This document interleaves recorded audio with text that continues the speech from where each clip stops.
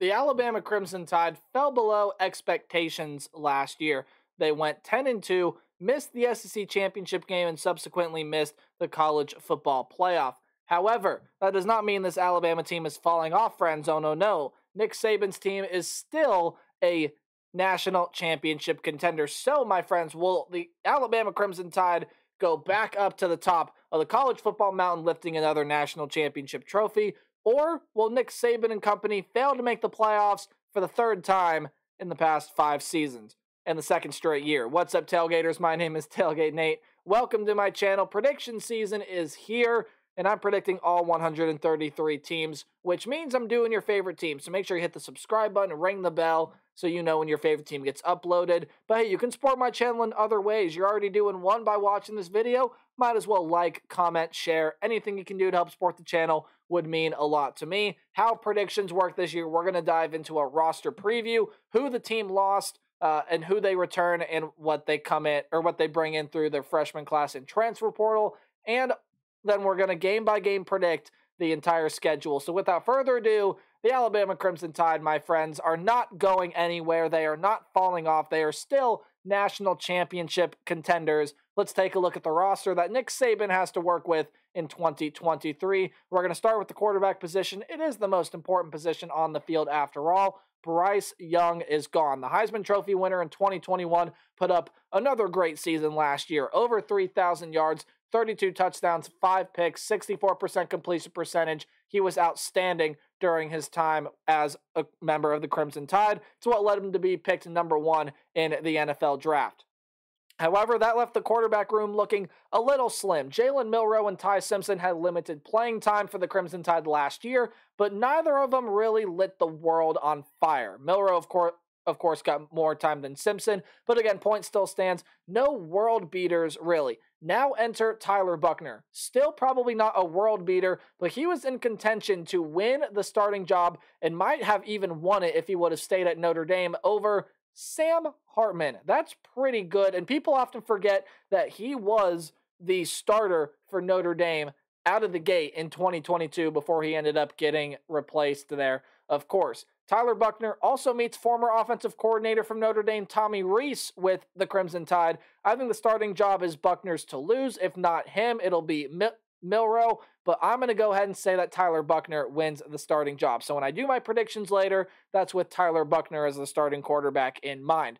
In the running back room, you're going to lose Jahmyr Gibbs and Trey Sanders. Jahmyr Gibbs was, of course, the leading rusher and third leading receiver on this team last year. But don't fret, Bama fans, you still got a two-headed monster in the running back room. Jace McClellan, Roydell Williams are going to be really good for this team. In the wide receiver room, you lose Trayshawn Holden and JoJo Earl. Not huge parts of the wide receiver room last year, but they are moving on to different programs through the transfer portal. You get the #1 overall rated community college player out of Hutchinson Community College in Hutchinson, Kansas, Malik Benson in the wide receiver room. And who do you return? Ja'Cory Brooks, Jermaine Burton, your 2 leading receivers from last year, and also Kobe Prentice come back for this team. You lose a tight end great in Cameron Latou, but I think truly another great tight end is coming in to this program, and that's C.J. Dupree, a Maryland transfer. He was really good for the Terrapins in his years there. I think he's going to be really good for the Crimson Tide here in 2023. Offensive line, you lose Emil Ekiyor, Tyler Steen, and Kendall Randolph, who are all gone off of this program from last year. And offensive line has been a struggle for Bama the past couple of years.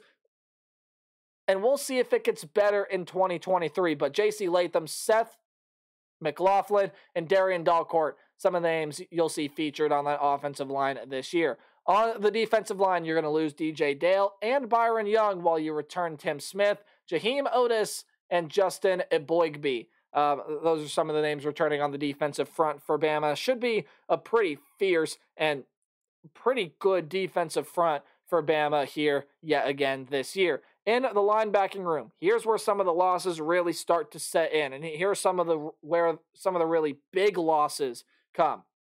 Will Anderson, one of the best players in America over the past 2 years, is gone. He had a breakout year in 2021 or 2020, can't remember, but had very good college career with Alabama. One of the best players in America. He is moving on to the NFL. You also lose your second leading tackler with 94 of them, and Henry To'o. Jalen Moody gone as well. Who do you return? Deontay Lawson, Dallas Turner, and Chris Braswell are going to highlight that linebacking room. I believe Dallas Turner, the best of the bunch when it comes to Alabama defensive players. DeMarco Hellams, Brian Branch, and Jordan Battle are going to be gone off the defensive back groupings, and those, coincidentally, are your other 3 top 4 tacklers from last year. So along with To'o, you're losing your top 4 tacklers off of this defense last year, and also former LSU transfer Eli Ricks is gone. But hey, don't fret, this secondary is still going to be really good. Terrion Arnold, Malachi Moore, and one of the coolest names in college football. He's also a really good player in Kool-Aid McKinstry return. You get a Louisiana transfer in Trey Amos, very experienced transfer for the Raging Cajuns. And then freshman Caleb Downs, the 6th overall rated prospect in the class of 2023, comes in as well and should highlight that defensive back grouping. Your Crimson Tide are coached by Nick Saban. Offensive coordinator, as mentioned earlier, is Tommy Rees. And your defensive coordinator is Kevin Steele. Let's look at the schedule for the Alabama Crimson Tide in 2023. If it's a home game, it's going to be underlined. If it's a game on the road, it's going to be in italics or the slanted text. Any game in green, I have Alabama winning easily. Any game in yellow, hey, I would be careful. They could end up dropping that game, but I'm still going to have them winning it. And then red, of course, is a loss. So without further ado, here's Alabama's schedule in 2023. I don't have to talk about Middle Tennessee at all. They're going to wipe the floor with the Blue Raiders. Alabama starts out 1-0. Then it gets interesting. Week 2 against Texas. Hold for suspense and a water break. Texas's chance to beat Alabama might have come last year. However, with Texas joining the SEC next year, this gives us a little preview on what the conference will look like in 2023. Now, Texas is going to have a really good team this year. Quinn Ewers comes back. They got a lot of very nice pieces coming back. The only question for Texas is if they can stay healthy. But again, as I mentioned earlier, Texas's chances to beat Alabama probably came last year, right? I do not think Texas, however good I think this Texas team is going to be, which I think this can be a double-digit win team, I do not think they're going to waltz in to Bryant-Denny Stadium and walk away with a win. This game is going to be close, this game is going to be tight, and this game is going to be fun to watch, but Alabama walks away with a win against the Texas Longhorns. Shouldn't have to talk about why they beat USF. Alabama should roll there. Ole Miss. We know the story with Ole Miss. The skill positions are going to be really good, including returning one of the nation's top running backs in Quinshon Judkins. Quarterback room is deep. They got Jackson Dart, Spencer Sanders, some other names in there as well that'll be battling it out for the starting job. I happen to think Jackson Dart will still retain his starting role. But Ole Miss, I still just don't think is quite on the level of Bama, especially defensively. I think at the end of the day, Alabama is going to be able to overpower the Rebels and push their way to their 4th win of the year. Now, Bama's got a really tough 2-game stretch here. You got to go on the road, very tough place to play in Starkville. Then you go on the road in Kyle Field against Texas A&M. We'll start with the Mississippi State game as it does come first on the schedule. Will Rogers is still there at Mississippi State, but with the loss of the Pirate, Mike Leach, rest in peace, Mike Leach, by the way, and with the new head coach taking over, I am not super confident in that Mississippi State takes yet another step in the right direction or in the steps into getting more wins. I do not think Mississippi State is capable of pulling off an upset this year quite like, or I should say, I don't think Mississippi State is quite capable of pulling off an upset of this magnitude. Therefore, while I think it's going to be a close and competitive game, hence it's in Starkville, I think Alabama goes ahead and wins that game.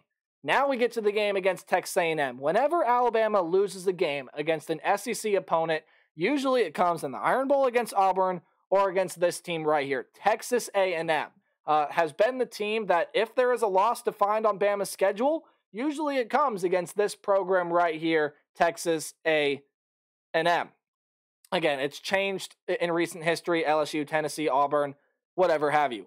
Texas A&M is an interesting team this year. They're a team that's playing for it all. Jimbo Fisher's job, this is a make or break year for this program. They got lots of talent, and I think some of that talent shows out this year. I think Alabama comes in after a very hard-fought game in Starkville. maybe a little gassed, maybe a little tired, maybe not feeling like themselves. And with the Aggies having everything to play for in every single game this year, I think this is the game that Bama drops. And the Bama fans probably aren't going to feel good about this loss, but I do think you drop this game here to the Texas A&M Aggies in Week 6. Moving on to the game against Arkansas, got too many questions for this Razorbacks team. How healthy is KJ Jefferson going to be? How is this defense going to play? Wide receiver core is a question mark for me. Offensive line, too many question marks. I see Bama being able to easily win this one after taking their first loss of the year. So they start out 6-1.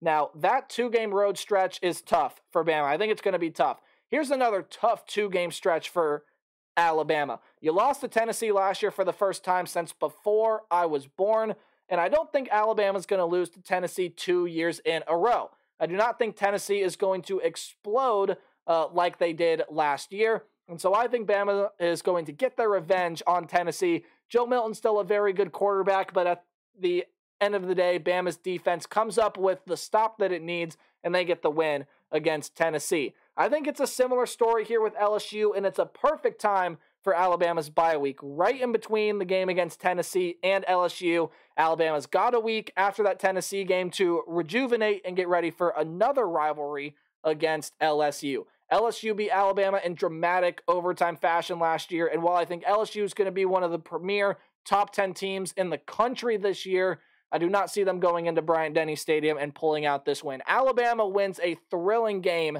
in Week 10 on November 4th. Moving on to the game against Kentucky. Well, okay, Kentucky is going to be a sleeper team in the SEC.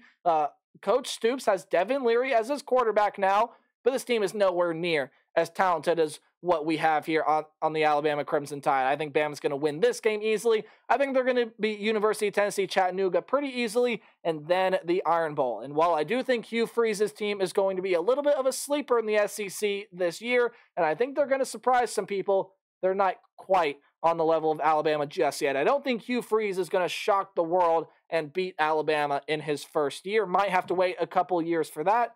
So Alabama wins the Iron Bowl, thus leading to the record of 11-1. Bama's got too tough of a schedule, as you see here, to walk away unscathed. I think they're going to drop a loss somewhere, and I just have it being the Texas A&M. And whether you have it to Mississippi State, Tennessee, LSU, maybe it's the Iron Bowl against Auburn, I think Bama finishes 11-1. My just predicted loss happens to be the Texas A&M. Of course, their ceiling is 12-0. They're a national title contender. But I think with a record like 11-1 and with a win over LSU, I think they got a really good shot to go back to Atlanta to win an SEC crown and get into the college football playoff. Let me know your thoughts on Bama. That's going to do it for mine. Please like, comment, subscribe. Do anything you can to help support the channel. It does mean a lot to me. And remember to play hard, but tailgate hard, or I'll see all you guys in the next video. Goodbye.